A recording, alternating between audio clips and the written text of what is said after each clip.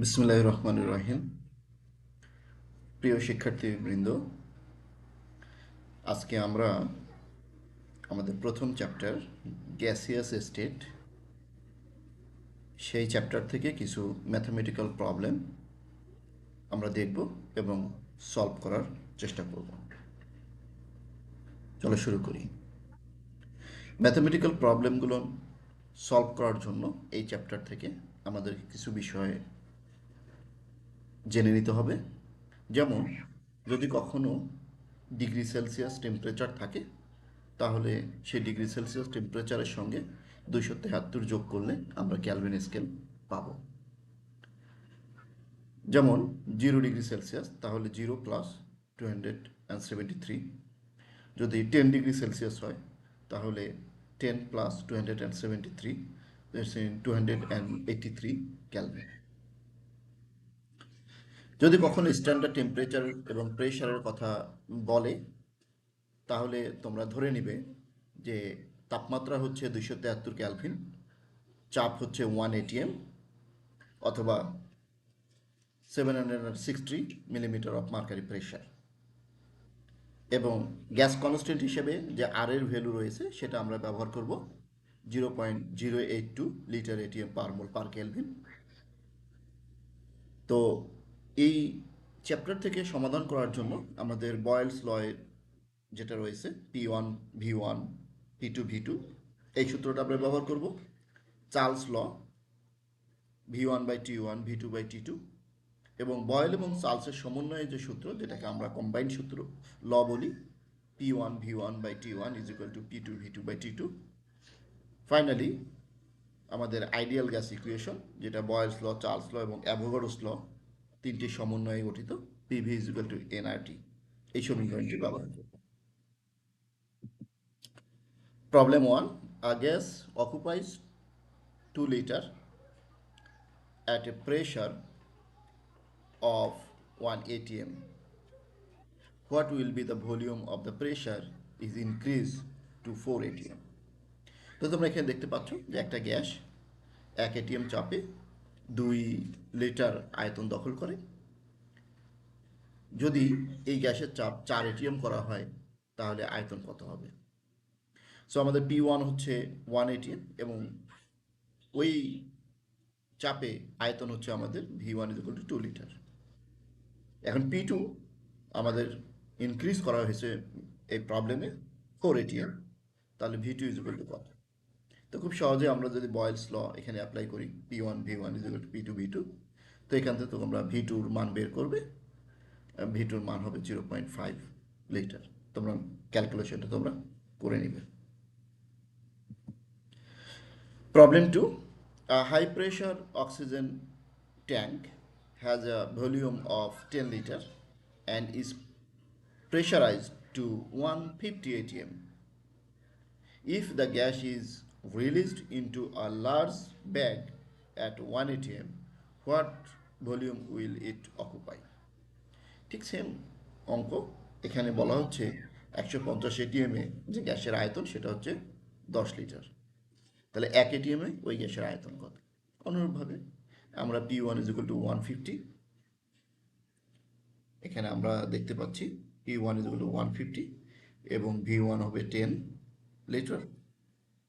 So P2 যদি 1 ATM হয়, তাহলে V2 কত? তোমরা বয়েলস ল অনুযায়ী খুব সহজে এটা ক্যালকুলেশন করতে পারবে। Number 3. A balloon has a volume of 2.5 liter at 25 degrees Celsius. What will be the volume if the temperature is increased 50 degree Celsius? তো আমরা বলেছিলাম তোমাদের ডিগ্রি সেলসিয়াস থাকলে তোমরা এটাকে ক্যালভিনে ট্রান্সফার করে নিবে। সো আমাদের যদি 25 ডিগ্রি সেলসিয়াস তাপমাত্রা যে আয়তন সেটা 2.5 লিটার, সেটাকে যদি আমরা V1 ধরি 2.5 লিটার, তাহলে T1 হচ্ছে 25 + 273, 298 kelvin. T2 = 50 degree Celsius, that means T2 = 50 + 273 = 323 kelvin. বলা হচ্ছে ওই অবস্থায় তার আয়তন কত হবে, তার মানে V2টা বের করতে হবে। তো according to Charles law, V1/T1, V2/T2, তোমরা যদি এই ভ্যালুগুলো যদি বসায় দাও, V2 is equal to পেয়ে যাবে 2.71 litre. Problem number 4. A gas occupies 2 liter at 1 atm and 300 Kelvin. What is the volume if the pressure is increased to 2 atm and the temperature is raised 400 Kelvin? তো প্রিয় শিক্ষার্থীবৃন্দ, আমাদের 300 Calvin তাপমাত্রায় 1 ATM চাপে গ্যাসের আয়তন হচ্ছে 2 লিটার। তো আমরা এখান থেকে খুব সহজে P1 is equal to 1 atm, V1 is equal to 2 liter and T1 is equal to 300 Kelvin। পরবর্তীতে এর চাপ বৃদ্ধি করা হয়েছে, 1 থেকে 2 এটিএম করা হয়েছে এবং তাপমাত্রা বৃদ্ধি করা হয়েছে 300 থেকে 400 ক্যালভিন। তাহলে P2 is equal to 2 atm এবং T2 is equal to 400 Calvin. তাহলে V2 is equal to কত? তো এখানে আমরা সমন্বয় সূত্র ব্যবহার করব, বয়েলস এবং চার্লসের সমন্বয় সূত্র P1 V1 divide by T1 is equal to P2 V2 divide by T2। তো আমরা যদি ক্যালকুলেশন করি তাহলে V2 is equal to 1.33 litre. Next 5 number problem. At what temperature in degree Celsius will 0.50 moles of gas occupy 10 liter at 1.2 atm? বলছে কোন তাপমাত্রায় একটা গ্যাসের আয়তন, গ্যাস এর আয়তন 10 লিটার হবে, যেখানে চাপ থাকবে 1.2 atm এবং তার মোল সংখ্যা হবে 0.50 মোলস।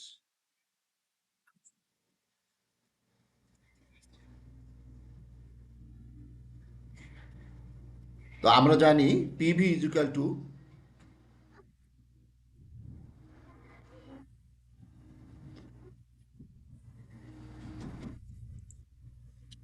আমি এখানে একটু ইয়ে করতেছি, তোমরা একটু যাও, এরুম থেকে যাও। তো শিক্ষার্থীবৃন্দ এখানে আমরা PV is equal to NRT সমীকরণ ব্যবহার করব। তো P রয়েছে 1.2 atm,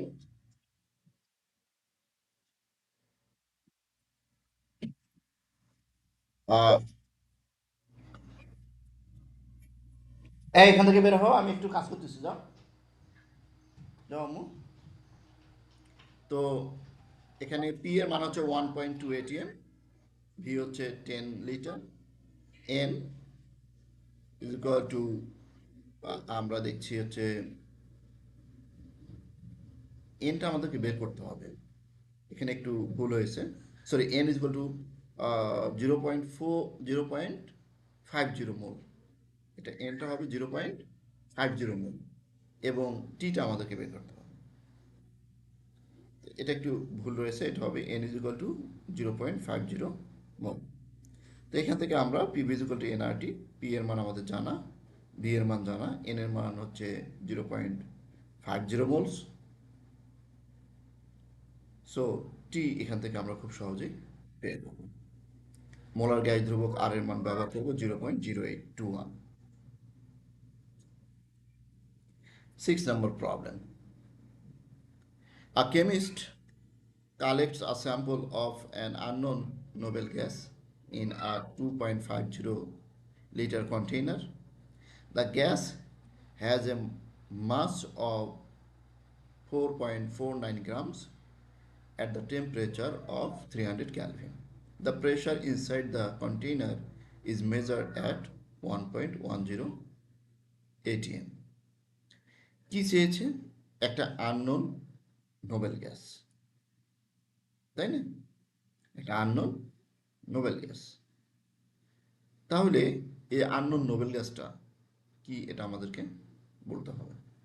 তো কি, আমরা যদি কোনো একটা গ্যাসের মলিকুলার ওয়েট বের করতে পারি তাহলে গ্যাসটাকে আমরা খুব সহজে বলে দিতে পারবো, তাই না? তো চলো দেখো এখানে কি রয়েছে।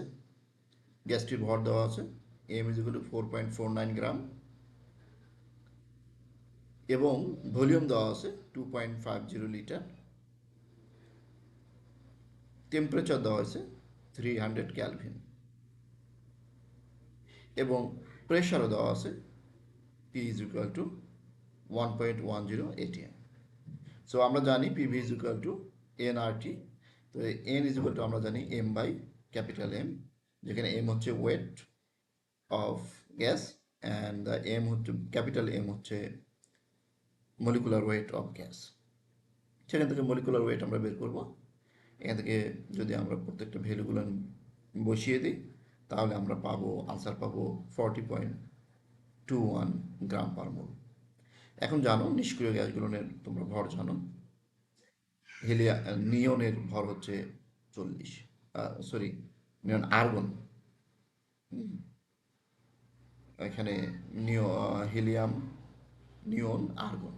সো গ্যাসটি হচ্ছে আর্গন, বাইরের মলিকুলার ওয়েট হচ্ছে 40.2। 7 নম্বর প্রবলেম, এটি ভ্যান ডার ওয়ালস থেকে এই প্রবলেমটি চুজ করা হয়েছে। A 2 moles sample of ammonia is confined to 5 liter flux at 450 Kelvin. Calculate the pressure exactly by a gas using Van der Waals equation, then compare it to the pressure would be if it behaved like an ideal. একটা গ্যাসের মোল সংখ্যা দেওয়া আছে ammonia গ্যাসের, এবং সে অবস্থায় গ্যাসের আয়তন এবং তাপমাত্রা দেওয়া আছে। বলা হচ্ছে প্রেশার নির্ণয় করার জন্য চাপ। এখন এই চাপ আদর্শ অবস্থায় কত হতো সেটাও নির্ণয় করতে হবে। তাহলে ভ্যান ডার ওয়ালস হিসেবে আদর্শ বাস্তব গ্যাস হিসেবে ভ্যান ডার ওয়ালস ইকুয়েশন ব্যবহার করে গ্যাসের চাপ কত হবে সেটাও বের করতে হবে, এবং কম্পেয়ার করতে হবে আইডিয়াল অবস্থায় গ্যাসটির চাপ কত। তো এখানে ভ্যান ডার ওয়ালস ক্যালকুলেশন করার জন্য তোমরা জানো দুটো কনস্ট্যান্ট রয়েছে এ এন্ড বি, এবং এ এবং বি এর মানও দেওয়া আছে। সলিউশন আমরা যদি করি, আমরা জানি van der Waals equation p plus a n square divide by v square into v minus n b is equal to nRT. So p is equal to nRT divide by v minus n b minus a n square by v square. So p is equal to আমাদের যে ভ্যালুগুলো রয়েছে N এর মান, আর এর মান, টি এর মান, এগুলো আমরা বসিয়ে দিয়েছি, ভি এবং এম সব ক্যালকুলেশন করে আমরা পি পেয়েছি 14.332 এটিএম। এখন বলছে কম্পেয়ার করার জন্য যদি গ্যাসটা আইডিয়াল হতো তাহলে তার চাপ কত হতো। তো আইডিয়াল গ্যাসের ইকুয়েশন তোমরা জানো, p v is equal to nRT. So p is equal to nRT divide by v. N এর মান আমরা তো জানি, এটা হচ্ছে 2 মোল, এবং আর এর মান আমাদের জানা 0.082, এবং টি এর মান হচ্ছে আমাদের 450 ক্যালভিন, এবং আয়তন যেটা হচ্ছে 5 লিটার। তো সেখান থেকে আমরা পেয়েছি 14.778 এটিএম। তো আমরা কম্পেয়ার করে দেখলাম যে বাস্তব অবস্থায় গ্যাসটি কিছু পরিমাণ কম চাপ প্রয়োগ করে 14.332, এবং আইডিয়াল যদি হতো গ্যাসটা আরও বেশি চাপ প্রয়োগ করতো। কারণ হচ্ছে তোমরা জানো বাস্তব গ্যাসগুলোর মধ্যে আন্তঃনৈবিক আকর্ষণ থাকে, যে কারণে চাপ কম হয়, কিন্তু আদর্শ গ্যাসে এই ধরনের কোনো আন্তঃনৈবিক আকর্ষণ বা বিকর্ষণ থাকে না, যে কারণে আদর্শ অবস্থায় গ্যাসের চাপ বেশি হয়। 8 নম্বর problem, given the critical temperature and pressure for carbon dioxide are Tc is equal to এত 304.2 Kelvin and Pc 73.0 atm, calculate the Van der Waals constant A and B. তো প্রিয় শিক্ষার্থীবৃন্দ, তোমরা জানো যে ভ্যান ডার ওয়ালস ক্রিটিক্যাল যে temperature, pressure and volume রয়েছে, সেখান থেকে আমরা দুটো ইকুয়েশন এখানে ব্যবহার করব, টিসি এবং পিসি। তো তোমরা জানো TC is equal to 8a divide by 27 RB, এবং PC is equal to a by 27 b square. তো এই দুইটা ইকুয়েশন ব্যবহার করে আমাদেরকে এ এবং বি এর ভ্যালু বের করতে হবে। তা আমরা যদি এই দুইটা ইকুয়েশন ব্যবহার করি, এখান থেকে তোমরা এ এর মান বের করে নিতে পারো। তাহলে এ এর মান বের করলে তোমাদের এই দুটা যদি এটা এটা গুণ করে দাও, তাহলে 27b² PC। তাহলে এ এর মানটা তোমরা যদি এখানে বসায় দাও, তাহলে তোমরা এখান থেকে বি এর মান পাবে। ঠিক আছে, বি এর মান পাবে এখান থেকে। আবার যদি বি এর মানটা এখানে বসিয়ে দাও, তাহলে তোমরা এ এর মান পাবে। তো এইরকম একটা ক্যালকুলেশন করে আমরা পেয়েছি a is equal to 27 r² TC² / 64 PC এবং b is equal to RTC/8 PC। এখন আমাদেরকে বলছে van der Waals constant a এবং বি এর মান বের করার জন্য। So a is equal to আমাদের 27 r² মানগুলো আমরা সব বসিয়ে দিয়েছি। এখান থেকে ক্যালকুলেশন আমরা এ ইজ ইকুয়াল টু পেয়েছি 3.61 লিটার স্কোয়ার ATM পার মোল স্কোয়ার। এবং বি এর এ জায়গায় যদি আমরা ভ্যালুগুলো বসিয়ে দিই, তাহলে আমরা বি ইজ ইকুয়াল টু পাবো 0.0428 লিটার পার মোল। তো সুপ্রিয় শিক্ষার্থীবৃন্দ, আমরা এই চ্যাপ্টারে মোটামুটি Boyle's law, Charles law, combined law, ideal gas equation as well as van der Waals equation ব্যবহার করে যে ম্যাথামেটিক্যাল প্রবলেমগুলো রয়েছে সেগুলো সলভ করলাম। আশা করি এই ম্যাথামেটিক্যাল প্রবলেমগুলো তোমাদের সহযোগিতা করবে সলভগুলো বিভিন্ন পরীক্ষায় তোমাদের কাজে আসবে। ধন্যবাদ সবাইকে।